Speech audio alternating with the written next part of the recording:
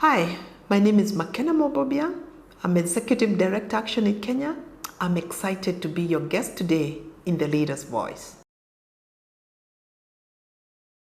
I think women's rights is what is close to my heart. And not just women's rights, but the struggles of the women movement. Emergencies and humanitarian work is linked to resilience. And part of that is what we have seen when we have worked with women and how women-led actions have resorted out to increasing accountability, to increasing localization. And so what Kenya has done is that the humanitarian signature for us has been the way and approach of emergencies. Let me put it this way. In 18 of the counties where ActionAid Kenya is, 8 of the counties are arid and semi-arid. So we don't have a choice but to ensure that our work is so rooted in the sense that women are our core focus. Our country's strategic paper says we are very unapologetic about what to do with women. And so for us, when we talk about women-led, what does that mean? It's not just about building their capacities. It's not just about making them come for meetings. It's about them being from day one of assessing, identifying, engaging in spaces of decision making. So any response in Kenya is led by women. I'll take Amina from Baringo.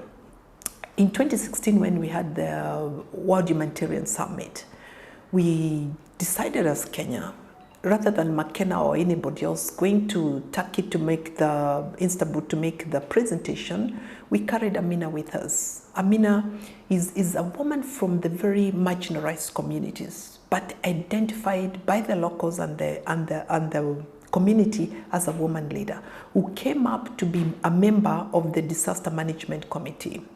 We prepared her all the way, but let me tell you some of the struggles that women like Amina go through. She had never traveled before, so a passport was a document, a foreign document. It was ActionAid that worked with her to get that. Being a Muslim, the kind of discrimination she went through, in terms of could you get us your parents, birth certificate? Could you, just those blocks that women go through, but more so a woman from this Muslim community was critical. But then getting Amina to the World's Humanitarian Summit changed the game at that level, at the international space, because she spoke and people listened. And we're talking about women leadership. What does this mean for her? And she was there speaking in her local language. She had a translator.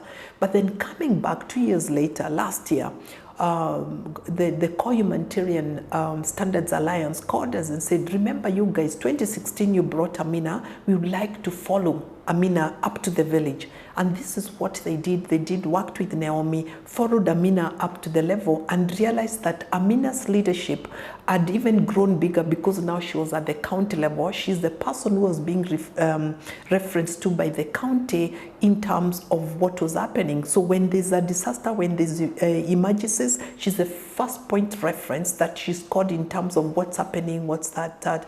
And so that's the kind of success we talk about, that yes, we can work with those women and they can make an impact, local level, national, linked to the international. Violence against women, any form of violence, we come across it.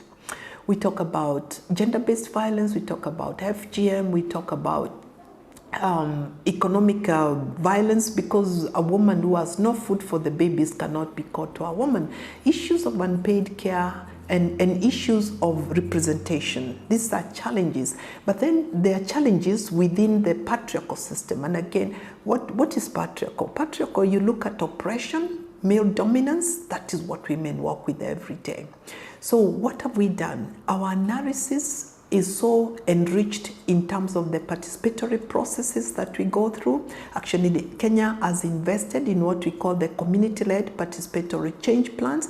This is a process that helps community to identify their own resources, their own strategies, their own solutions, and they come up with their own plan. And this plan is not just to engage with ActionAid, but any other stakeholder that comes to the area. That strategy is very empowering because it unblocks the blocks of power. think one of the critical things for ActionAid Kenya is that we must remain rooted. We must be able to invest in youth, our young people. We must be able to invest in women if we are going to keep a very solid program.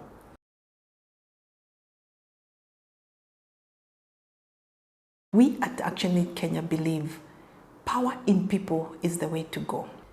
Youth, young women, young men must be part and parcel of what we are doing. We must hold governments to account. We must be accountable ourselves, not just to the government and donors, but to the people that we work with. And I want to say, if we do that, and if we ensure that our work is rooted, then ActionAid as a federation will be an organization to reckon with. We have what it takes to change power dynamics in the world, to make sure that people and the power in people is what is leading the processes. Thank you.